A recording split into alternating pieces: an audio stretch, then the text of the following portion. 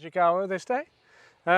We have gathered you guys and ourselves here today to talk about natural aids, whatever that might be. We are going to explore a little bit of the do's and don'ts and what is it and what it isn't, and whether you will be strung up from the nearest tree if you use natural aids or don't use natural aids or whatever we look at.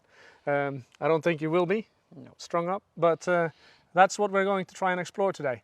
We will do that in two different settings. One setting will be with Hanne, one of our students, who is bringing in a 3-year-old stallion to show him in a little bit of work in hand, and we will talk about how the natural aids there will grow into the natural aids when you ride as well. Try to use the same ideas in both settings. The other setting is that I will bring a horse in a little bit later on, and I will ride him while me and Hanne keep exploring this topic about natural aids. Mm-hmm. That's more or less what we're going to do, isn't it? Yeah, and right. You're going to, while we are working with the horse, mm-hmm. You're going away to pick up the other horse. Yes, I'm going to go and pick up my own horse. Say goodbye goodbye to me for a while. Thank you, guys. Thea, can you please come? And the horse is called Gallant, and he's a very nice boy, but he's never been even sat on. No. So, and here is Thea. Say hello to, and this is Gallant. And what we're trying to do when we're training the horses is to sort of using the horse's instincts and natural responses as far as we can. Yeah. And it becomes easier for the horse to understand what we want, and also it's easier to adjust, like communicate with the horse if we teach the horse what he is supposed to do, he might just do that. If, for instance, if we give him a reward every time he does a thing, and science shows that conditioning, like giving a reward every time the horse guesses what you want him to do, that is the most powerful way to train an animal. It's really powerful, and that's why we want to stay away from it as often as we can, because we want the horse to be able to say no. And if the horse is not able to say no because he's so obsessed with getting that reward, then he will not be able to say that this is difficult or this is painful. And that is what we really would like to hear, so that we can find out where the trouble is when we try to fix a problem, if the horse is stiff somewhere or if there is some problem in his movement.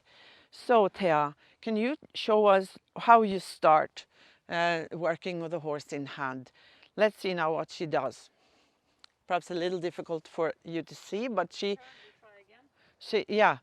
So if you can stop him now, and then she walks, she doesn't use any learned behavior now. She just gets in front of him, and you see she was pointing to his hind leg to make him start.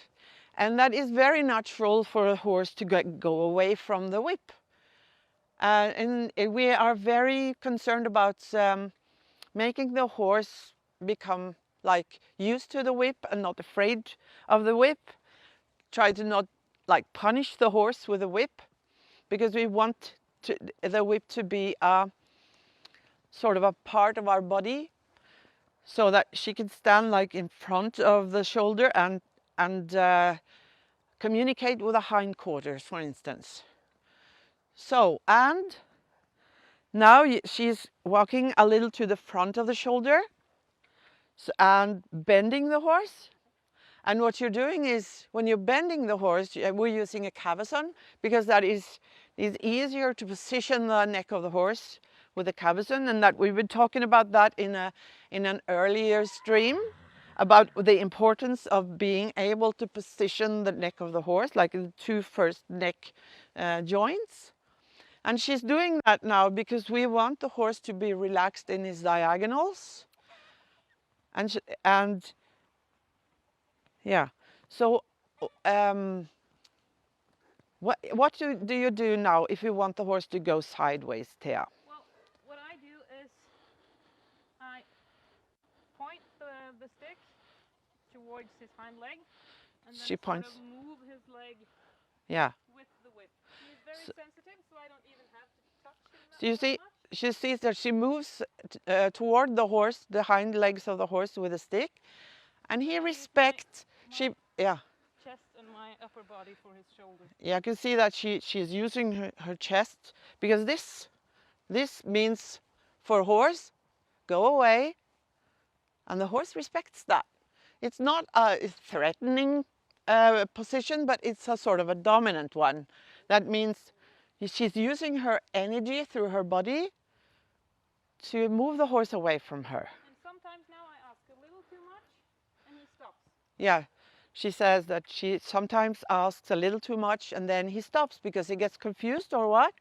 Confused, or he's not quite able to do it yet. Yeah. Too much of the sideways, and he will usually stop. Yeah. So he's telling her that there is a problem when he stops. Yeah. And then it's your responsibility to find out what is the problem. Yeah. Is it because he's too stiff, or he doesn't understand, or what? And what happens when you go behind the shoulder? Let's see what happens then. You can see that? Then he moves a little more to the side. And also, if you want to lunge the horse, what you do then, if you let a little out on the rope, and then you go behind the shoulder, then you're sending the horse to the front, because the horse will always, there is sort of a line, a vertical line about the position of the front leg and the shoulder. And if she stays behind that line, the horse will want to go forwards. And if you go to the front of the shoulder, what happens then, Thea? Let's see. He won't wait, but he will stop. Yeah. And now he's asking, what do you mean? And then the principle is that if he wants to stop, like his instinct is to stop when she is in front of the shoulder, and when she's behind the shoulder, he wants to go forwards. And that is something that we can use when we're lunging, when we're teaching the horse to be lunged. Because when we're lunging a young horse, we never teach the horse to be like walk in a circle, like regardless of what the person in the middle does. We want to go with the horse and like form the horse and his way to use his body with our body. So, and can you change hands? Good.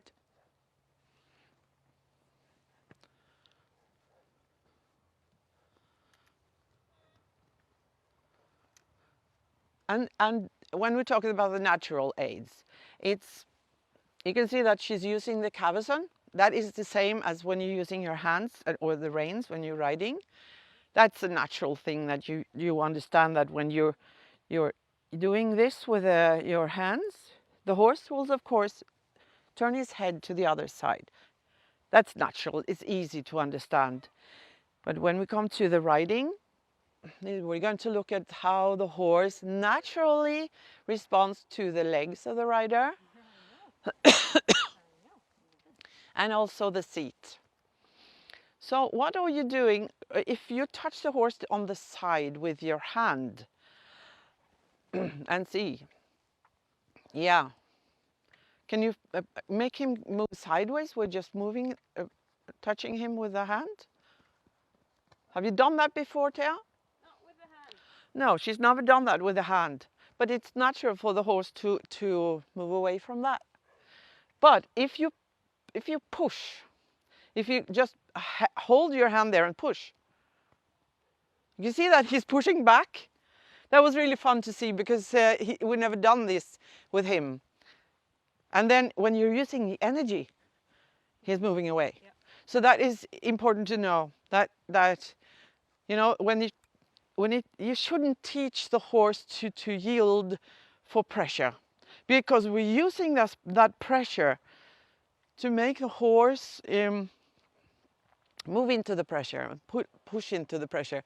We had this story, I don't know if it's true, but we've heard a story about a woman who was teaching his horse to yield for pressure in all kinds of situations. When she was pushing the horse was supposed to go away. And when she was pulling on the reins, the horse had to stop. And then, because this was a young horse, and then when she mounted the horse for the first time, the horse laid down, because there was pressure on his back, and he yielded. So we should really think about what we're training the horse to do, like our natural aids. But of course, we can't train a horse without teaching him to do, like teaching him to stand still when you say stand, and stuff like that. Of course we do that. But it needs to be a balance, and we need to know when to just be able to rely on the natural stuff. And especially when we'll see that afterwards when when Pelle comes, when we have the rein and the bit in the mouth, we want the horse to, if we have a contact with the rein and we pull a little or hold a little more in the rein, and the horse pushes a little against our hand, when we yield, we want the horse to stretch. And that then we're actually communicating with a horse with that natural wish, that the horse wish to push back. When we're pushing, the horse pushes back, and we want the horse to do that. Okay, have you got more ideas what to show with them? Start with the hind legs, for instance? Yeah. Yep. I'm sorry for that. Yeah. So, stop. And stop is... yeah, yeah, yeah. Yeah, because that is important. He is very sensitive to that. He's not at all, like, if I try to stop him with the push, he'll just... Yeah, that what Thea says, that is, if she tries to stop him with pushing, like physically, he's obviously much more stronger than you are. So if you're trying, I want to stop you, he's not going to listen. But if you stop him with your energy, stop, then he will stop, because he respects your energy. Yep. Many people don't understand that, and then they are trying to use their voice or something. But so what you're trying now is to ask him to start his walk with a hind leg. Yep. And that is an important principle that we want to... a horse will, when he's functioning as he should, he will naturally start with a hind leg when he's got weight on his back. Because he will feel that if he starts with a front leg, his back will drop. And that is very difficult to get that up again. So, but we're training the horse, that is a sort of a training, to be used to starting with a hind leg when we ask him. So that is a sort of, you can say that it's a mix between the natural aids and something that the horse learns. We want the horse to be like confident in that thing. When he gets a rider up and we say, you remember the hind leg? And the horse says, yeah, okay, yeah, I understand. I remember the hind leg. But it's not a trick that the horse learns, that he always has to do that. But the horse also, when the young horse like that, much of the training is about the horse. Sometimes we see that the horse gets like a little surprised. He says, why? Are you a human that speaks my language? this is interesting. And then he starts communicating much more.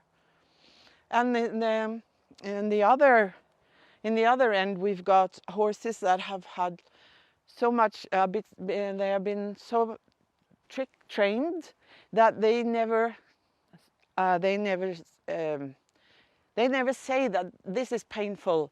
So they've got this the reward every time they lift their leg, and then they're lifting their leg every time because that is what you do, even though the other leg is really painful to stand on. And we never get that message back that this is not something that I really would like to do. So we want the horse to be able to talk back to us. So, are we finished with the young guy? I think so. Yeah. Are you ready, Pelle? He's almost ready. Almost. Yeah. Well, we can talk about the fact that I can stop him 2 ways. Yeah. I can stop him with the, Yeah. or I can stop him with the complete removal of energy too. Oh, she says that she can stop him in 2 ways, like the energy towards him and the removal of the energy. Can you show us? I can try. Hmm? So I can first try and stop him with the sort of get in his face. He's a little bit Italian, good boy. Yeah, that was the power. And he's a stallion, so he's like testing you all the time. More than I am able to Yeah, but that's a good training for you as well. This, yeah, because you used to be a little more timid before, and now she's taken away the energy. Yeah. Mm-hmm. And he will calm down too, because he is very sensitive to what I do. He's sensitive. Thea says that he's very sensitive to what you do and your body language. Yeah. Mm-hmm. He's a very good boy.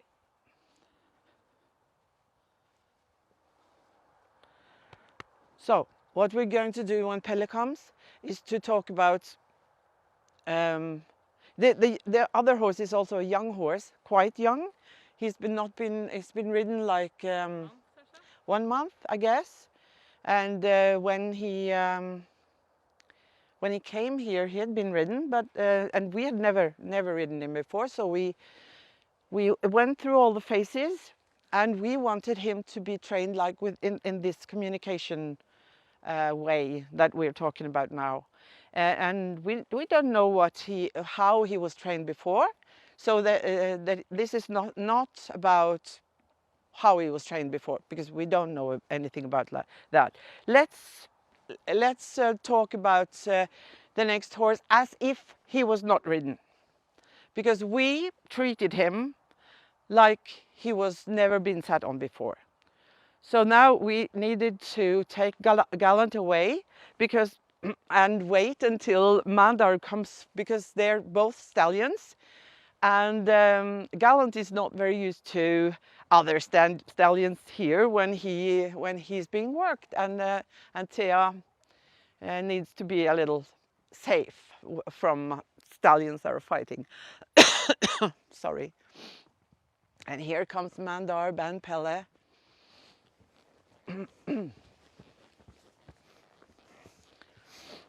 Here we go. He's a black stallion. Yeah. So Pelle. Yeah, so We've been talking about, for instance, we're talking about how we train the natural aids and trying to use all the natural communication forms that a horse uses. Yep. And also, when we're working the horse in hand, we don't have that close contact with the horse as you do when you ride. yeah, So now you're actually able to like touch the horse and push the horse as well. And I mentioned like the thing that you're able to use the push and push back thing. yeah. Can you show us the way that you're able to like not pull at the reins but hold the reins and then yield the reins, and the horse will push back and then stretch? I'll try. Yeah. He's a little unsettled yet. Yeah. So lots of fancy lights outside the arena that are not normally there. Yeah. So, but I'm gonna try. Yeah. Let's And do it then, now. and then, Can I talk? yeah, of Thank course. you. Yeah. So here I touch the rein and I yield the rein and he follows a bit. Very He good. won't follow it much lower than that. Not normally, he won't follow it deeper than his head about to his withers or slightly lower. That's his level of training at the Yeah, and moment. that is because he's a little stiff in the back, isn't it? I would say so. Yeah, and that is that is a way that we can get that signal back from the horse that I'm talking about. You Yeah. know, Yeah. because if the horse was, I read about a study that they were finding out that the horse, if they were trained to walk with their noses in at the ground, like very Right. low, Yeah. their health improved. Yeah. Yeah, and that I understand that is true, but we don't want the horse to be trained to do it. No. We want the horse to do it because To be able to do it. That's be that's able. all we need. and also to do it because the horse responds to our aids. Yeah. So then, when he shows us now that he's not able, he doesn't move his nose any lower than this when Nope. you yield. You can give him as much rein as you like, and this is as deep as he'll go. Yeah. So that is Especially now, he's a little bit tense. yeah. Yeah. And then let's talk about other aids. Right. Have you got any suggestions? What I've got lots of suggestions. Yeah. My favorite is the balance to the inside or to the outside of the horse. That's one of my favorite topics when I teach. Yeah. Can you tell us about a little about that? Yeah, I'll try. So, what we're trying to do with the weight is you can kind of explain it by separating it into several different ideas. One is whether you keep your weight to the inside or the outside of the horse. So if I try to keep my weight now a little bit exaggerated to the inside, now I got my weight in the stirrup and I'm tilting my whole body to the inside, I'm pretty certain that I've got my weight in here. The horse then goes to a smaller and smaller circle and tries to stabilize himself with the inside hind leg. But I have not asked him to increase the energy. Therefore, the circle tends to get smaller and smaller. Also, the horse stretches outside and bends better. See? I think it's clear, isn't it? Yeah, now you can see that because you did that, Yeah. the horse was lifting the diagonal from the inside hind leg over the back and to the outside shoulder. Right. Was stretching Yeah. because of your weight aid. So if And I then sit to he the was outside, able to stretch. Yeah, and then you're sitting to the outside. now I sit to the outside. The horse will move out, but you can see that its rhythm and balance becomes worse. Yeah. There are many ways to sit to the outside. One of them is that you just collapse in your waist like this. So now the inside stirrup is sort of higher up and then the outside stirrup, even though it feels like I'm leaning to the inside. So it's important to get your whole weight to the inside, and then the horse will respond as we just saw, by bending to the inside. It was really interesting to see because the horse became very crooked as well. Yes. So weight aid to the inside or outside matters. However, that weight aid can be, what can we call it? I can exaggerate it or I can aid that aid with another. I'm going to try and see now when I turn away from the cameras again, I'm going to try and see if I can make the horse move outwards even though I've got my weight to the inside.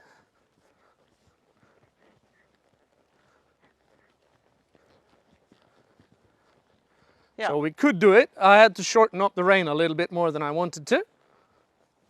But it was clearly visible to see that the horse moves out. Yeah. So what I did was I asked with my inside leg for his inside hind to push a little bit more.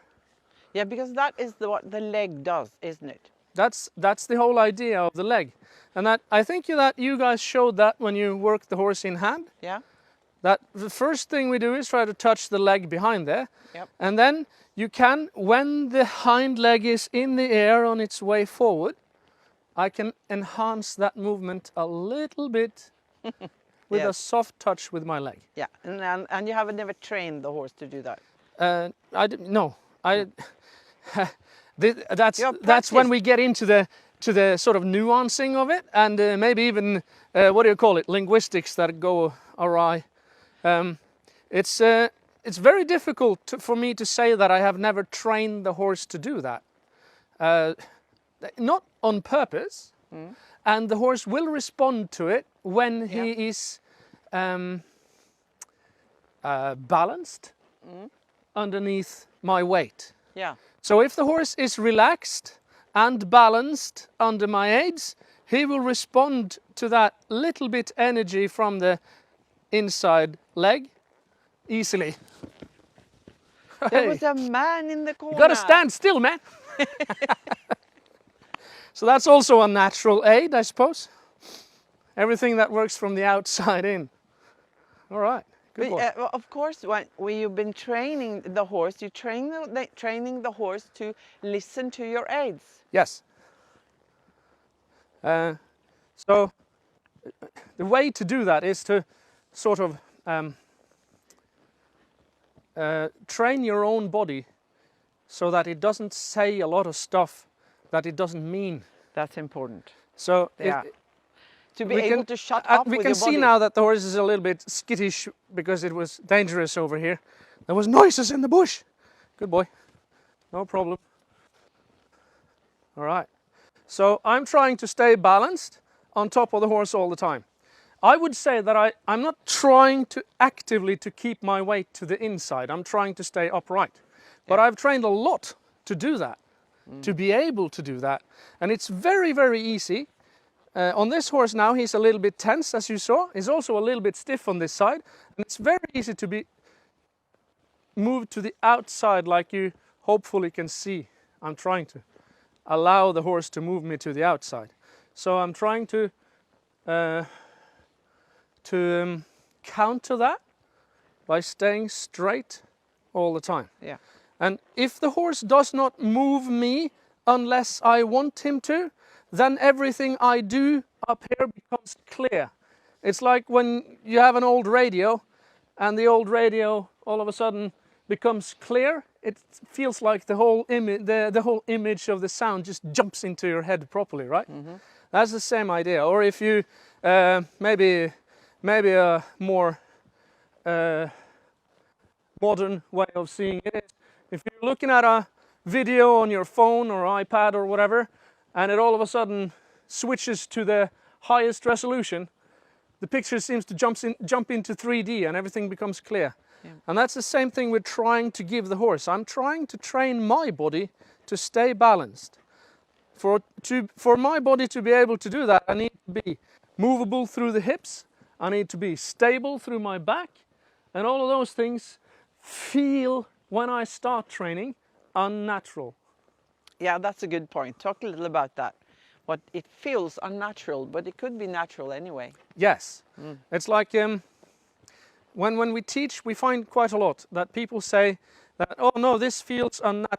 Keeping my leg here or there, or keeping my butt underneath me, or straightening up, or keeping your shoulders back, or your head up, all of that can feel unnatural. And the reason it feels unnatural is that it isn't what you're used to doing. So your habits, whatever they may be, your bad habits even, feel natural. That doesn't mean that they are correct, right? No, it's That's what like- you're used to. No, it's like if I go into the gym, it doesn't feel natural for me to squat 100 kilos. I don't want to do that. It's heavy, it hurts, Yeah. right? But it is natural. It isn't any more natural to be weaker. So we're trying to train our own bodies to be able to apply those natural aids. Yeah. And the most natural of all aids, in my opinion, is balance. Yeah. It's sort of the primary aid, isn't it? I would say so. They Yeah. call the seat the primary aid, but the seat isn't anything but balance. Yeah, it is balance. An independent And seat, as it movement. says in the classical riding literature, means that you are balanced no matter what the horse does. So far today, I've mostly been balanced, maybe with one short exception over there. Yeah, but you were balanced. I was because you didn't balanced fall enough off. to not fall off. At But least that's something, I guess. That is also a point, because many people say that I am balanced because I have never fallen off, where I haven't fallen off in 10 years or something like that. Yeah, I've never fallen out of my bed, but that doesn't mean I balance inside my bed all the time. That's a good one. Yeah, true. Because you need to balance on top of your seat bones and the top of the horse's center of balance Yep, all the time. yep. Even through the whole step. The whole in stride? The whole stride in trot and canter as well. Yeah, and the stride sequence even. Yeah, Throughout the whole time. stride sequence. If you bounce out of the saddle, you're not in contact, and then your seat and your weight aids doesn't work properly. And if you can sit like that all the time, the horse will listen to your seat because it's in contact all the time and it doesn't squawk. It isn't noisy. Yeah. Because We'll see now if I can manage to do a natural aid transition. Yeah. There we go. And what did you do? I tightened my abs to the best of my ability. So that your movement was a little slower than the horse's movement, and Quite then a the lot. horse, yeah, This was quite crude, actually. yeah, because you wanted to show, and he is not very you've ridden him 20 times or something. Something like that, maybe. Yeah. So Maybe more, I'm not sure. yeah, but something 20 to 30 times. Yeah. Because I have the list. So You are the list Yeah. keeper. There we go, that's much more nuanced. yeah, because then you've done it once, and he's like, he meant something with that thing. Yeah. But he responded faster the first time because I thought he wasn't going to respond. So I Alright. really squeezed my Yeah. abs as hard as I could. But now this time I just followed his rhythm and I Yeah. tried to slow it a little bit and then make the rhythm. That's an interesting thing, to change the rhythm from a trot to a walk. Yeah. And that's kind of, try to explain that in real time. That's easy. No, No. I've tried for many, many years, and I don't can't. think that's possible to No, explain you in have real to time. show it.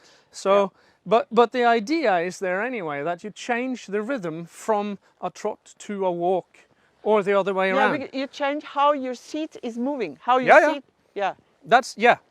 Can you talk about that? yeah. Because now both seat bones are moving upwards and forwards, while the horse is kicking off with his hind legs, so that you can.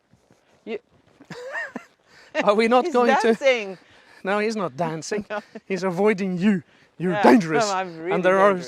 are scary, Yeah, because you spooky see shadows that he's here. his seat is almost jumping forwards for each step, because the horse's back is supposed to move upwards, forwards for each step, or else the front cannot be lifted by Whoops. the hind legs. So Pelle needs to do that with his seat in order to not block the horse, and we've been talking about that before. No. When he's able, No. Not allowed. Not allowed. And Good boy. yeah, now So, he was. when the horse is a little bit frisky like this, he wants to decide what to do. Then I will reinforce my aids. So you can see I took up the reins and I touched him with my heel on the outside to make sure he doesn't do something he's not allowed to do. And that is also natural, that you escalate your things, your Yes. aids. When And, you're and saying that thing is really difficult to explain properly. But it's not like if you have the perfect balance, your horse will always be perfect. That's not what it's like. No.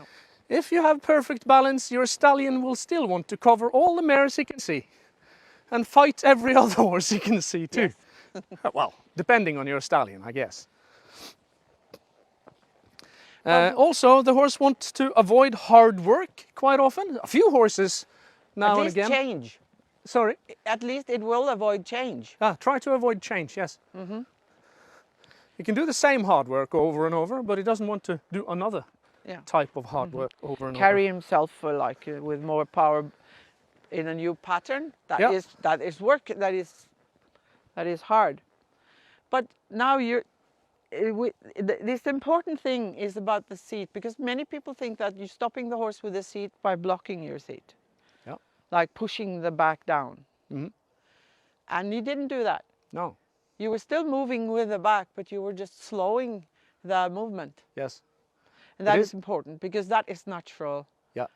Because it is a, you can, I find a very enlightening way of looking at it is that if you try to do a half halt, which has a billion different meanings throughout the world, right? Yeah. A half halt is referred to, the way I think about it, is a rebalancing of the horse and the rider. Mm-hmm.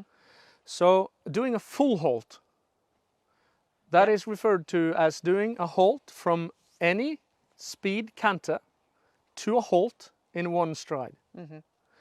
And if you're going to, if the horse can do that with his own strength, he will swing his hindquarters under and sit down on his hind legs and like bend them a lot and take all the power there, mm-hmm. and stop in that one stride.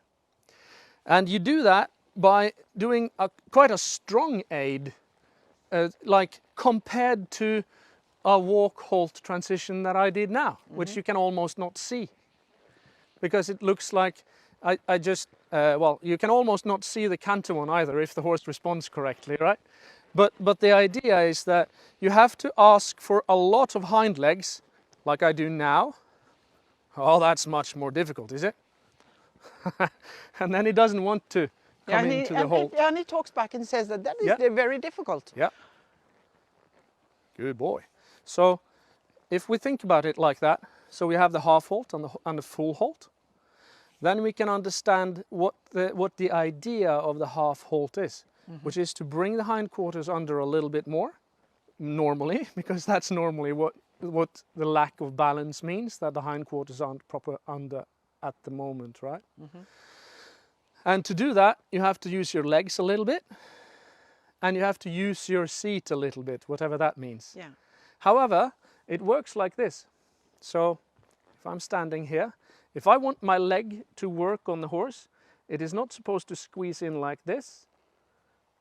Kicking like this isn't the point.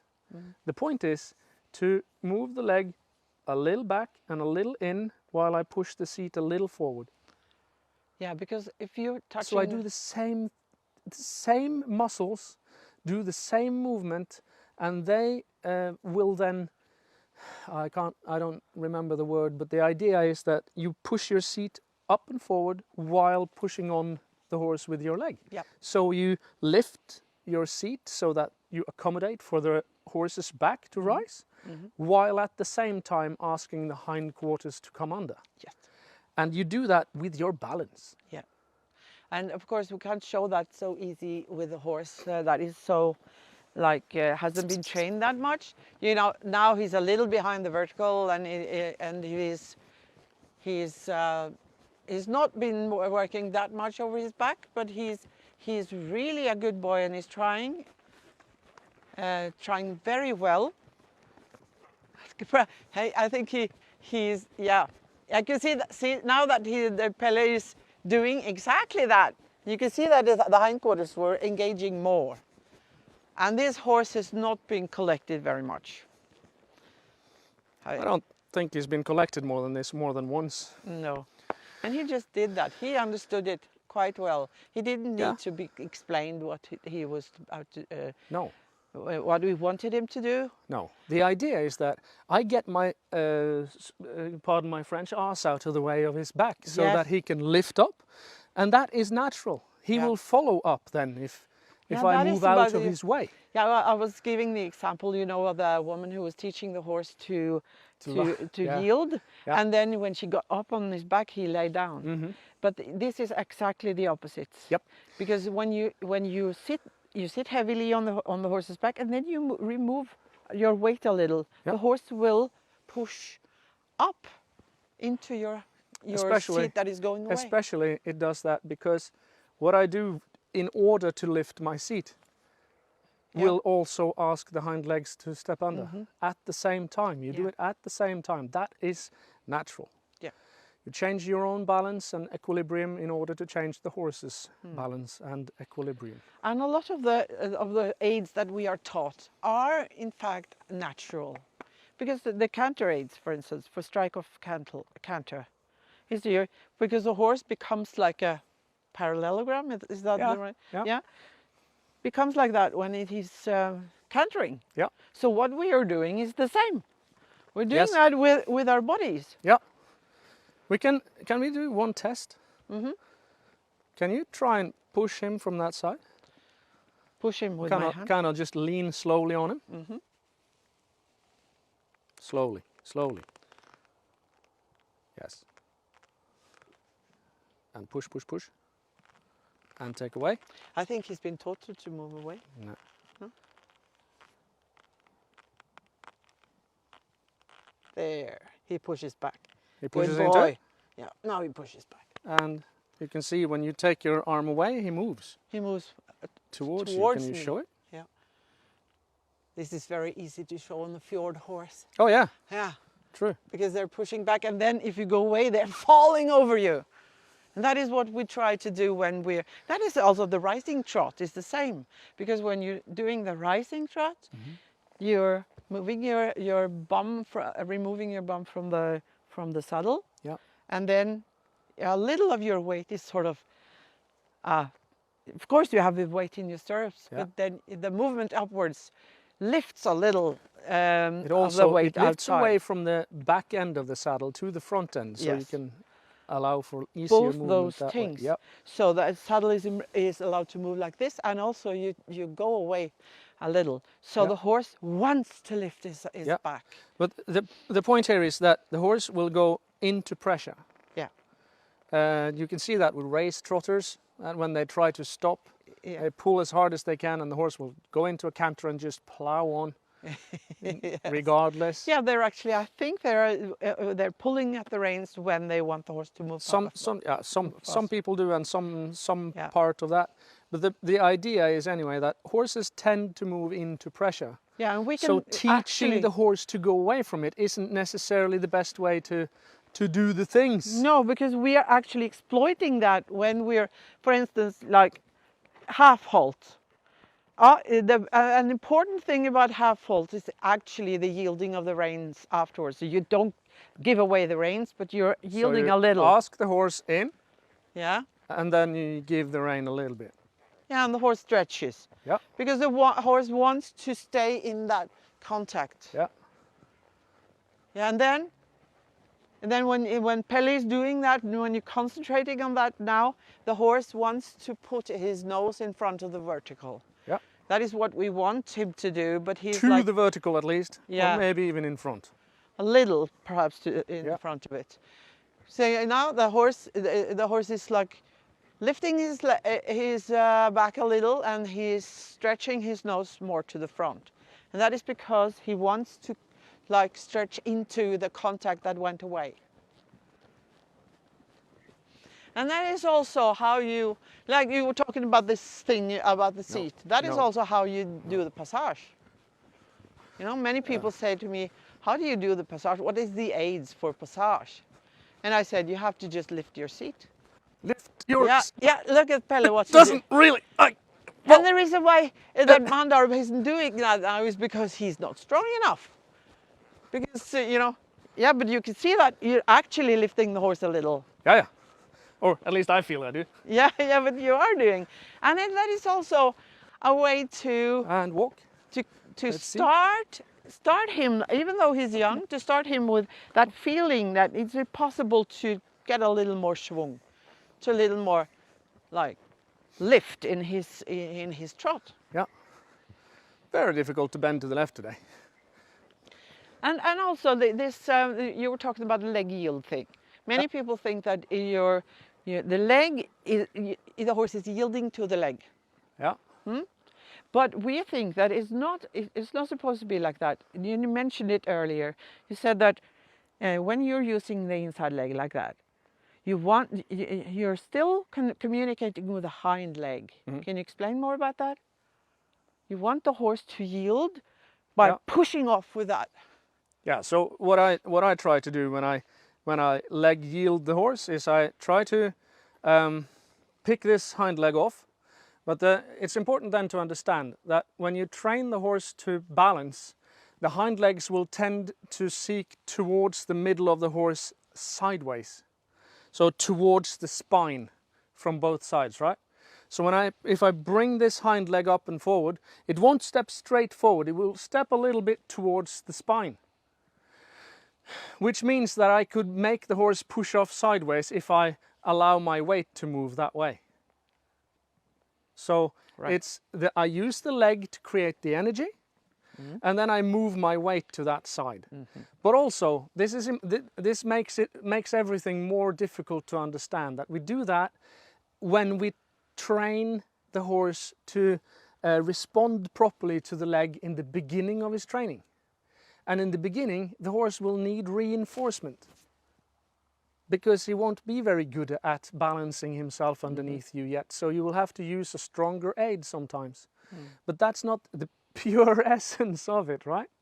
So it's important to have these nuances with you when you train your horse.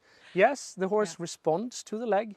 Yes, you can make and teach the horse to yield to the leg, but that won't work in all situations. Neither will anything else really in all situations. That doesn't happen too often. But you can see here, I put my leg on a little bit and I allow him to move to the outside. Yeah, and then he just does and it doesn't take all that much. Because it's really natural for him to follow the weight. It's natural for him to step in under his point of the center of gravity. The center of gravity, yeah. And then I allow that movement out. But are you rewarding him? Let's talk about reward. Right. Because we are rewarding the horse. It's not like you know, in conditioning, it's like you give a horse a message, and when he understands what you want to, you give him a reward. Pat him or mostly give him what happens is sometimes I will pat him, sometimes I will reward the horse. Yeah, of course. If something is really difficult for him or for me or both, sometimes I reward the horse when I have been good. That's I don't know if that's smart, but we do that a lot. Most people do that a lot. But anyway, I do that sometimes. But the main thing is that as soon as when I manage to balance properly and the horse balances properly as well, the pressure from all the aids go away. Yeah. I don't keep pushing. I can't push and balance at the same time. That's impossible. You can't do that. You can't stand on a slack line and push on that slack line. You can't do it. That's not balance, right?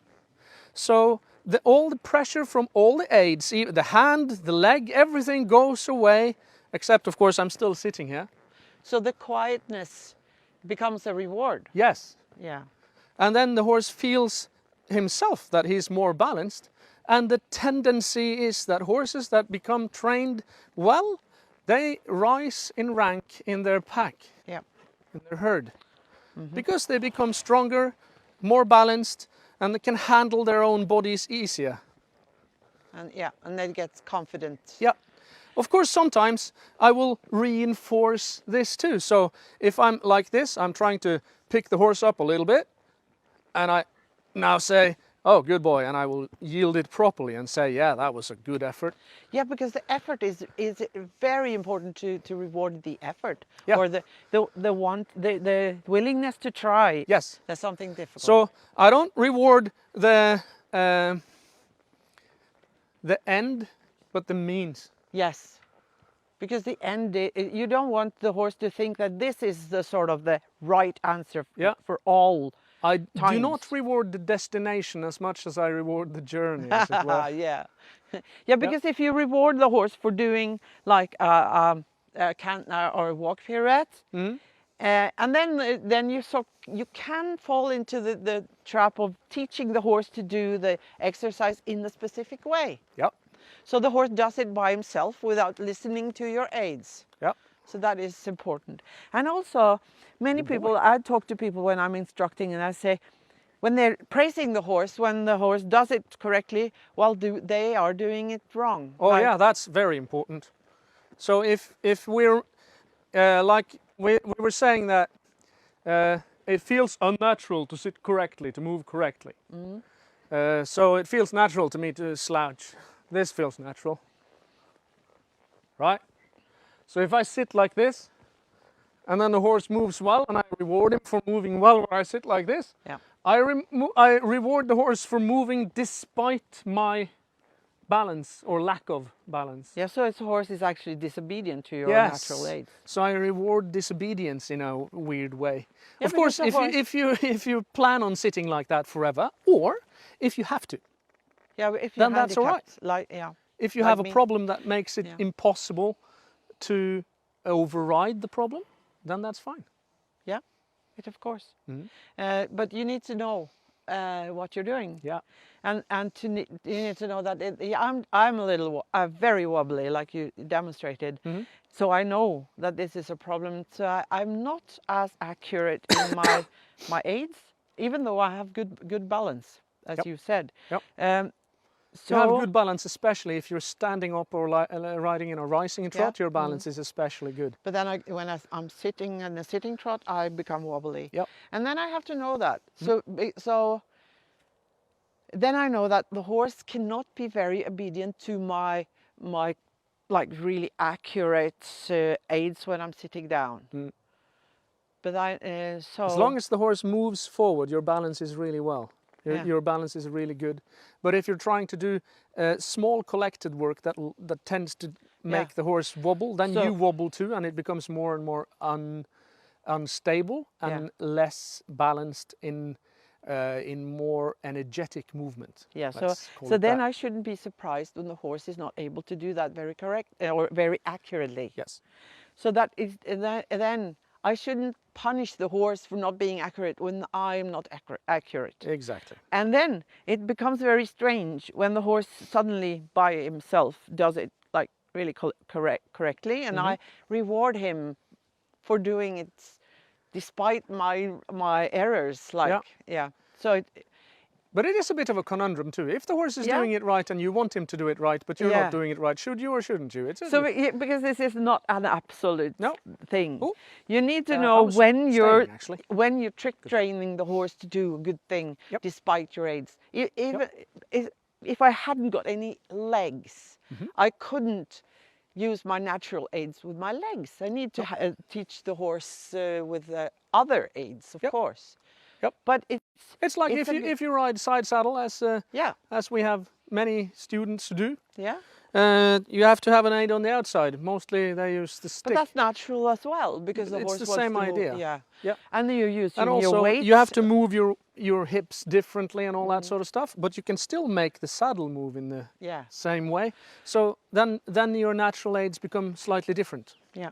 So the point is that we want to keep as much of the natural aids that we are able to. Yeah. And then some things we need to teach, like condition. Yeah. And of course, if you want the horse to come when you Good whistle, boy. then you need to teach the horse that, That's fine. because that's natural, Yeah. not natural. And you can teach the horse that. There's no wrong in doing that. No, we do that The only all the danger time. lies in when you teach the horse to do things despite what you are doing, or despite his own hurts or ailments or faults or weaknesses or whatever you want to call it. And if you want, That's the only danger, really, in my opinion. and if you want to influence the horse really accurately when you're riding, to do advanced stuff, Yeah. when you're becoming better and better, you need to be really accurate, and you need to know about all these natural aids that you can communicate with the horse to really change small things, even though you're in the middle of a complicated It's a bit like dancing. exercise. I have never tried this, but I suspect that if I stopped and gave you a piece of sugar every time you did good in dancing, I suppose you would not be very happy and didn't maybe not want to dance again. Chocolate? Something like that. Yeah, I Yeah. know. All right. Yeah. I think that was a fairly good treaty on natural aids. Yeah, is there any questions? Brilliant. This was really silent, so yeah. Perfection. Yeah, because it's becoming really dark, so we should actually just say thank you for Good night. tonight. Yeah. Good night and thank you very much for following us. We will be back.